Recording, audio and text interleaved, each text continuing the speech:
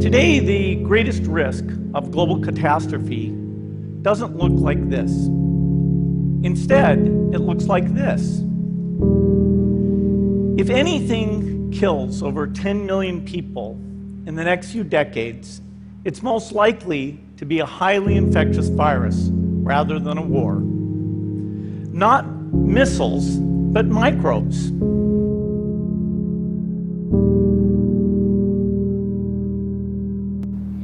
Greetings, distinguished guests, and thank you for this opportunity to say a few words at this year's event, 201, the high-level simulation exercise for pandemic preparedness and response, hosted by Johns Hopkins Center for Health Security, the World Economic Forum, and the Bill and Melinda Gates Foundation. The scenario you will be presented with this morning could easily become a shared reality one day. I fully expect that we will be confronted by a fast-moving, highly lethal pandemic of a respiratory pathogen. The question is, are we prepared to globally respond to the next major pandemic event? Are we ready to cooperate and perform across countries and across sectors to face such a threat?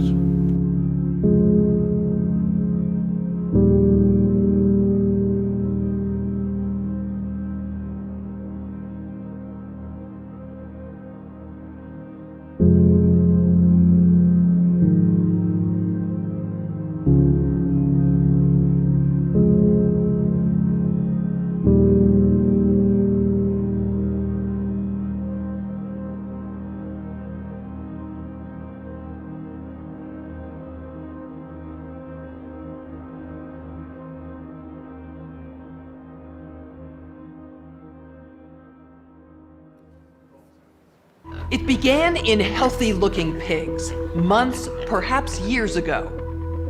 A new coronavirus spread silently within herds. Gradually, farmers started getting sick. Infected people got a respiratory illness with symptoms ranging from mild flu-like signs to severe pneumonia. The sickest required intensive care, many died. At first, the spread was limited to those with close contacts, healthcare personnel, co-workers, and families.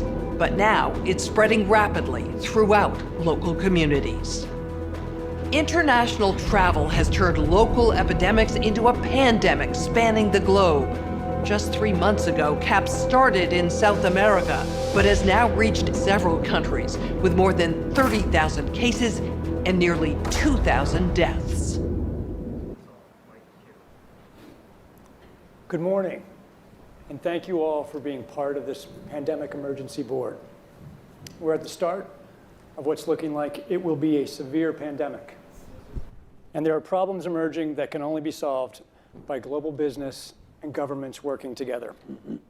As important background for this discussion, we want to start the meeting by viewing this news story that just aired on Global News Network.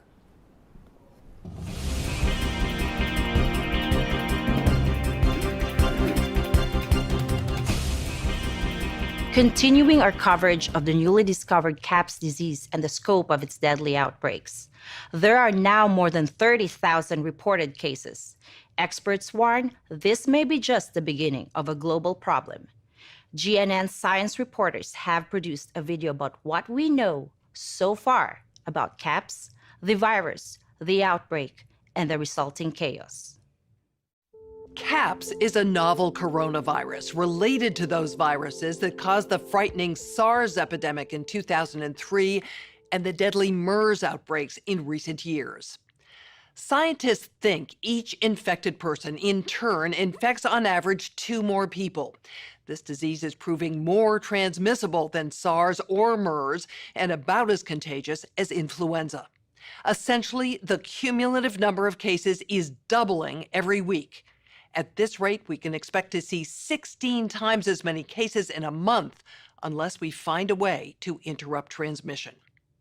The virus appears to be spreading rapidly in densely populated and impoverished neighborhoods in some megacities in South America. CAPS is a serious respiratory disease. More than half of the recognized cases have required hospital care, creating a huge strain on healthcare systems. The fatality rate is about 10%. For comparison, CAPS is about as lethal as SARS and 2 to 4 times more lethal than the 1918 influenza pandemic, the worst pandemic on record. Even so, some people only exhibit mild flu-like symptoms, not requiring treatment in a hospital. Alarmingly, those people are able to walk around and spread the virus, not realizing they are doing so. Even worse, international travelers have been arriving at their destinations symptom-free, but within a matter of hours, becoming ill. Travel-related cases have blossomed into outbreaks in a number of locations and have quickly grown faster than health authorities could respond and contain them. In other places, physicians have quickly recognized the symptoms of CAPS and have been able to isolate infected individuals and avoid an outbreak, for now. Global public health experts are very concerned about this disease because it appears the virus is readily transmitted through the air from person to person. Essentially, all people are susceptible. Experts agree unless it is quickly controlled, it could lead to a severe pandemic, an outbreak that circles the globe and affects people everywhere. Models developed by leading public health authorities indicate a CAPS pandemic could lead to an outcome worse than the 1918 influenza, which killed 50 to 100 million people worldwide. Given the global population is 4 times larger than it was in 1918, if these models prove accurate, we could be looking at hundreds of millions of deaths over the next year or two. Okay, now we're going to get a briefing on the numbers and distribution of cases by Dr. Caitlin Rivers. As you've just heard, the outbreak is very worrisome. The vast majority of cases are occurring in Brazil and other South American countries. However, as you can see on the screen, there have been some spread to Portugal, the continental United States, and mainland China. Our models project that with continued spread in Latin America and predicted spread to additional countries, we could be looking at double the number of cases in 1 week and 16 times as many in a month if we are not able to stop the spread.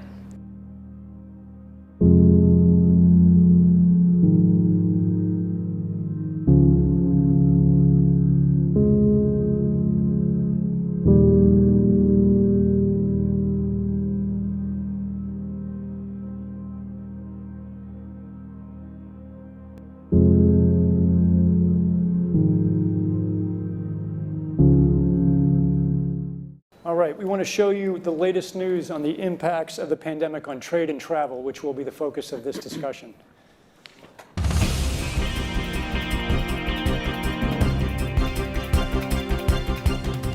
In addition to global public health crisis, CAPS is creating havoc with the trade and travel industries. The frightening public health toll of CAPS continues to mount.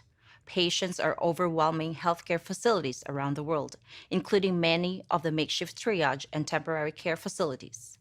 People are avoiding public spaces out of fear of infection and in compliance with public health recommendations.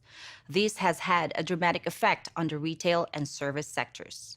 Businesses of all kinds are struggling to operate, let alone provide basic services as their workers have fallen sick or refuse to come to work. Some companies have allowed telecommuting, but for most businesses and employees, this is not an option. Public health agencies have issued travel advisories, while some countries have banned travel from the worst affected areas.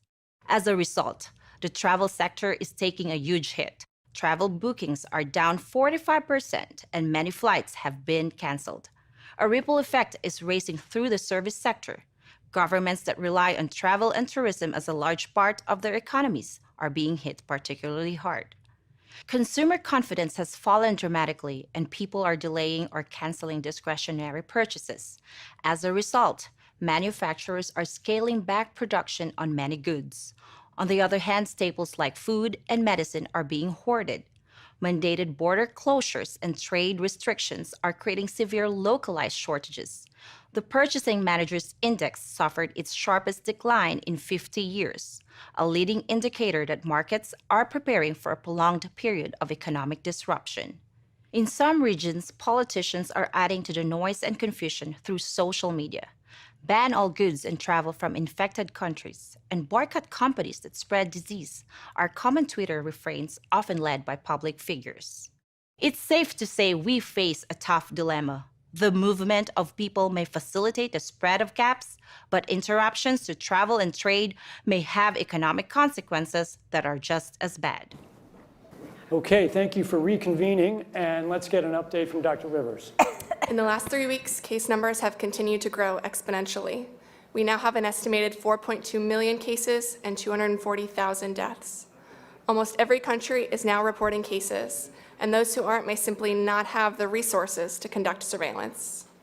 We don't see any change in the rate of rapid spread, and models estimate that we could have more than 12 million cases and close to 1 million deaths by mid-January. We're not sure how big this could get, but there's no end in sight. Financial markets are universally down by 15% or more on the year. Fear of a catastrophic pandemic and uncertainty about the capacity for governments to respond and remain viable are fueling investor uncertainty. We have called this meeting today because of major strategic problems around communication that are happening globally. And here's a media debate that just happened on air today.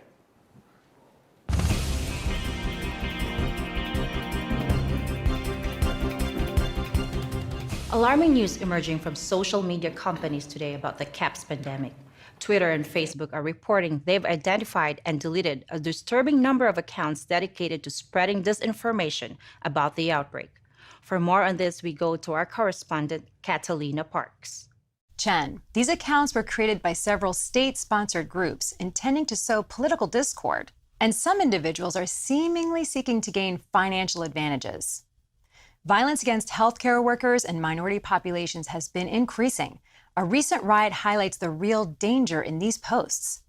Countries are reacting in different ways as to how best to manage the overwhelming amounts of dis and misinformation circulating over the internet. In some cases, limited internet shutdowns are being implemented to quell panic. Global health experts have highlighted that dis and misinformation are wreaking havoc on the CAPS response. Health workers are under attack in a number of locations due to rumors that they are purposely spreading the disease. And response efforts in many places have had to be suspended because of concerns around violence.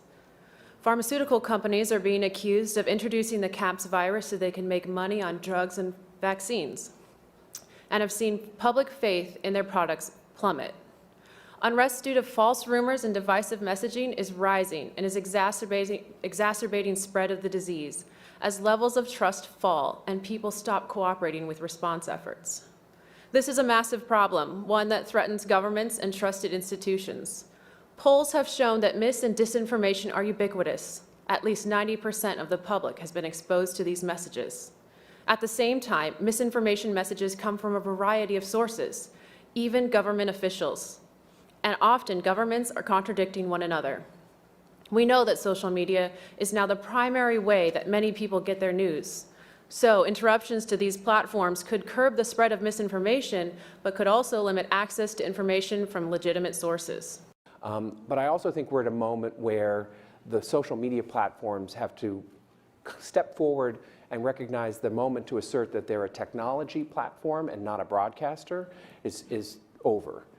They, in fact, have to be a participant in broadcasting accurate information and partnering with the scientific and health communities to counterweight, if not flood the zone, of accurate information.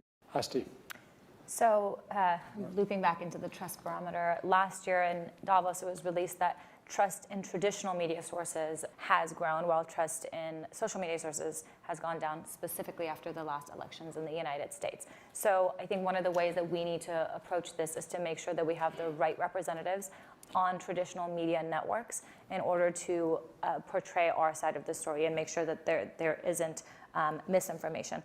And another topic is, our industry, there are indications meanwhile that we are getting this social conspiracy theory topic, that we are part of this conspiracy theory, that we are supporting this, that wealthy countries will spread out caps to poorer countries. And this is a clearly thing of social media that could be directed via clear crisis communication and confirmed and regular updated information. Because there's misinformation and there's some belief. People believe, this is a man-made, some pharmaceutical company made the virus. So there are some violations and even deaths because of this misinformation. But having a source, a national source, an international source, other trusted sources, and really guiding everybody towards that information is one of the most effective ways to deal with a situation like that. Right, so that concludes the exercise portion of the event. How did this pandemic turn out? Please watch this epilogue video and you can see the outcome.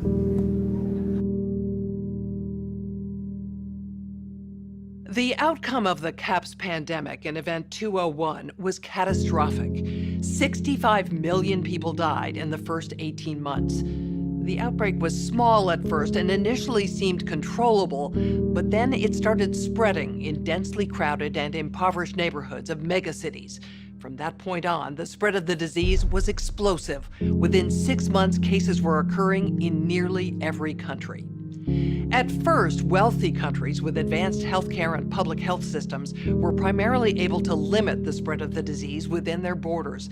As systems became overwhelmed, however, no countries were able to control its spread. And the disease affected people of all socioeconomic status, from the very poor to the extremely rich, from sanitation workers to CEOs and national leaders. The economic consequences were dramatic. The high death toll and even greater numbers of sick hurt productivity in many industries. Manufacturers were having trouble filling orders, and countless companies in the service sector simply shut down. The global economy was in a free fall. The GDP down 11%. Stock markets around the world plummeted between 20 and 40% and headed into a downward cycle of fear and low expectation. Businesses were not borrowing, banks were not lending. Everyone was just hoping to hunker down and weather the storm. While nearly all businesses were affected, certain sectors were especially hard hit. Travel, finance, service, manufacturing, healthcare, and insurance among them, with some major companies going bankrupt. And there were seismic societal consequences as well. The world saw large-scale protests and in some places riots. People were angry about the lack of access to healthcare and medicine, as well as government's inability to protect them from the disease. This led to violent crackdowns in some countries and even martial law. Political upheaval became the rule across the globe. The public lost trust in their respective administrations. Several governments fell, while others were desperately striving to hold on to power. This spurred further crackdowns. Attempts to control media messaging, originally aimed only at health-related misinformation, became used increasingly to quash political dissent. Economists say the economic turmoil caused by such a pandemic will last for years, perhaps a decade. The societal impacts, the loss of faith in government, the distrust of news, and the breakdown of social cohesion could last even longer. We have to ask, did this need to be so bad? Are there things we could have done in the 5 to 10 years leading up to the pandemic that would have lessened the catastrophic consequences? We believe the answer is yes. So, are we as a global community now finally ready to do the hard work needed to prepare for the next pandemic?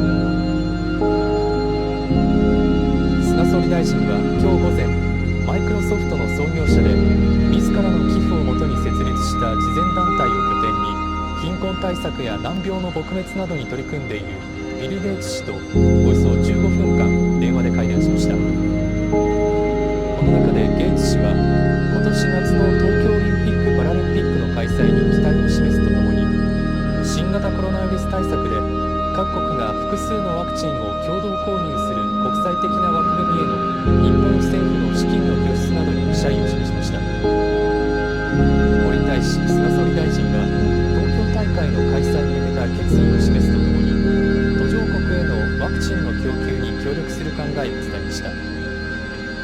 電話会談に同席したサントリーホールディングスの飯沼武社長は記者団に対し、菅総理大臣は東京大会について必ずやりきると話していた。